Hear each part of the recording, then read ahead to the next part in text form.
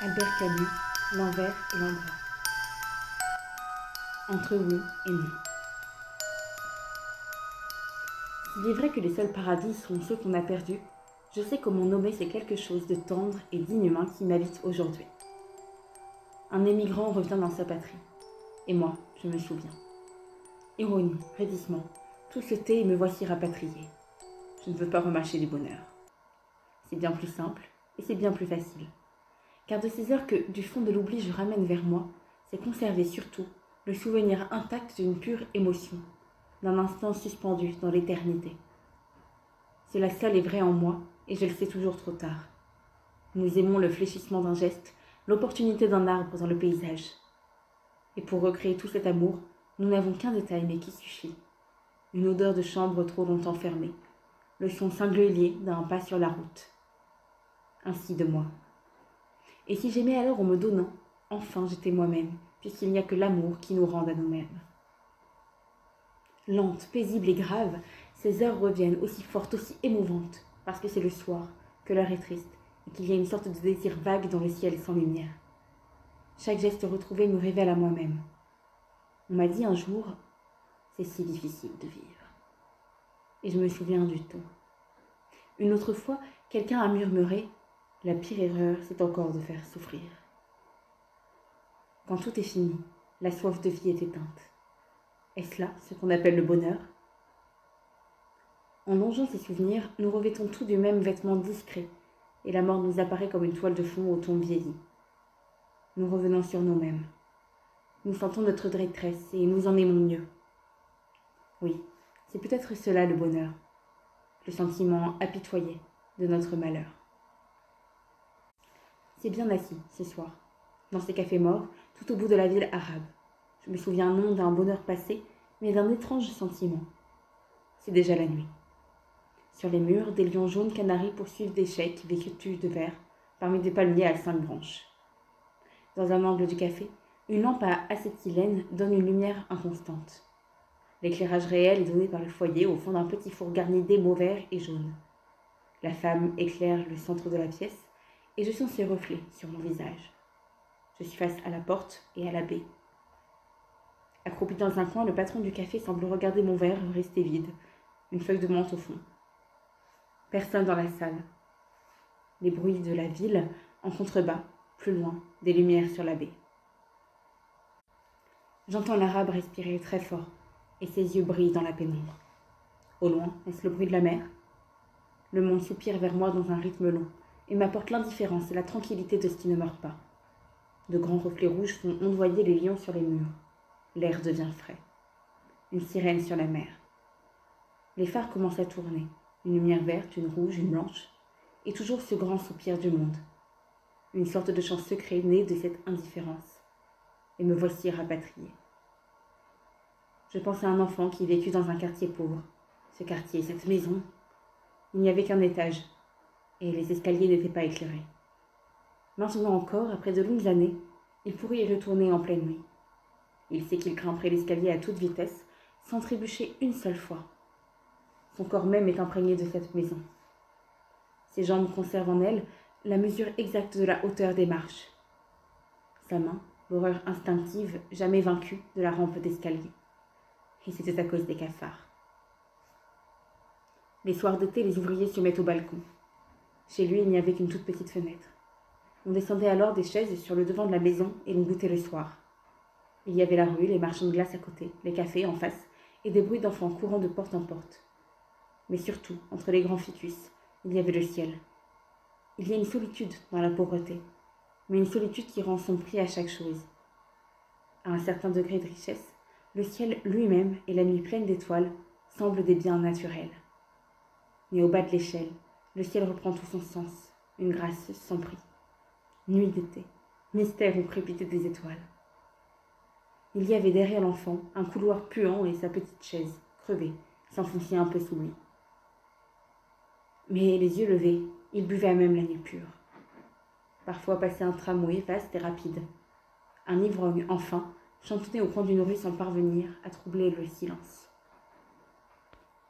La mère de l'enfant restait aussi silencieuse.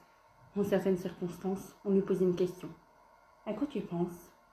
Ah, rien, répondait-elle. Et c'est bien vrai. Tout est là, donc rien. Sa vie, ses intérêts, ses enfants se bornent à être là, d'une présence trop naturelle pour être sentie. Elle était infirme, pensait difficilement.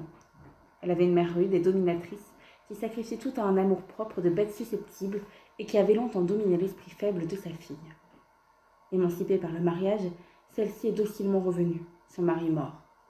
Il était mort au champ d'honneur, comme on dit. En bonne place, on peut voir dans un cadre doré la croix de guerre et la médaille militaire. L'hôpital a encore envoyé à la veuve un petit éclat d'obus retrouvé dans les chairs. La veuve l'a gardé. Il y a longtemps qu'elle n'a plus de chagrin. Elle a oublié son mari, mais parle encore du père de ses enfants. Pour élever ces derniers, elle travaille et donne son argent à sa mère. Celle-ci fait l'éducation des enfants avec une cravache. Quand elle frappe trop fort, sa fille lui dit « Ne frappe pas sur la tête ».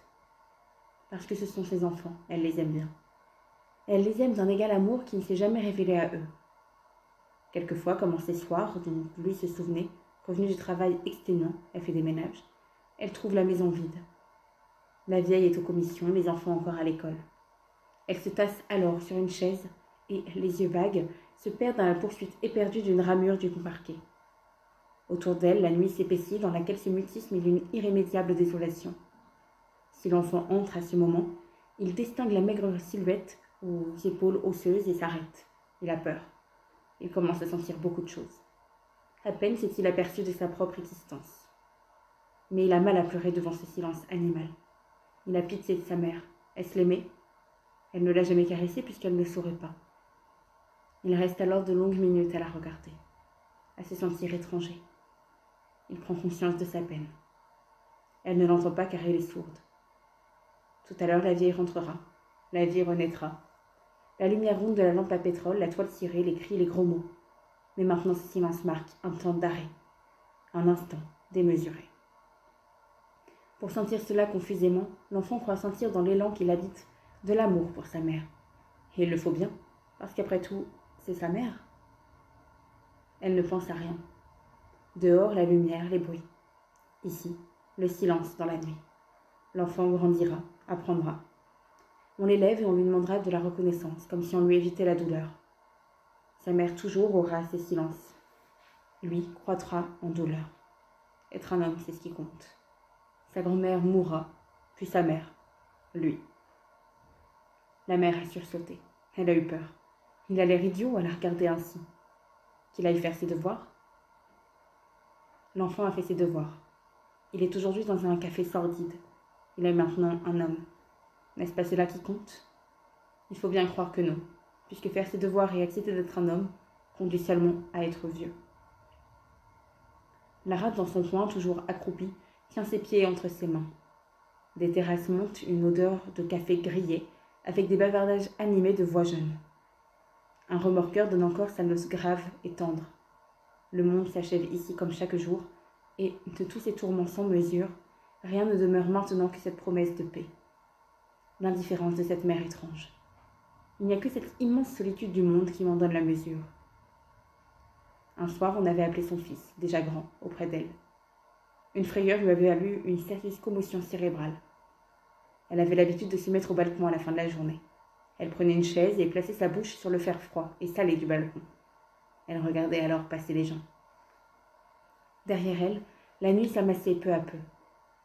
Devant elle, les magasins s'illuminaient brusquement. La nuit se grossissait de monde et de lumière. Elle s'y perdut dans une contemplation sans but. Le soir dont il s'agit, un homme avait surgi derrière elle, l'avait traînée, brutalisée, et s'était enfui en entendant le bruit. Elle n'avait rien vu et s'était évanouie. Elle était couchée quand son fils arriva. Il décida sur l'avis du docteur de passer la nuit auprès d'elle. Il s'allongea sur le lit à côté d'elle, à même les couvertures. C'était l'été. La peur du drame récent traînait dans la chambre surchauffée. Des pas bruissaient et des portes grinçaient. Dans l'air lourd flottait l'odeur du vinaigre dont on arrivait rafraîchit la malade. Elle, de son côté, s'agitait, geignait, sursautait brusquement parfois. Elle le tirait alors de courtes somnolences d'où il surgissait trempé de sueur, déjà alerté, et où il retombait pesamment, après un regard à la montre où dansait, 3 fois répété, la flamme de la veilleuse. Ce n'est que plus tard qu'il éprouva combien ils avaient été seuls en cette nuit. Seuls contre tous. Les autres dormaient à l'heure où tous deux respiraient la fièvre. Dans cette vieille maison, tout semblait creux alors.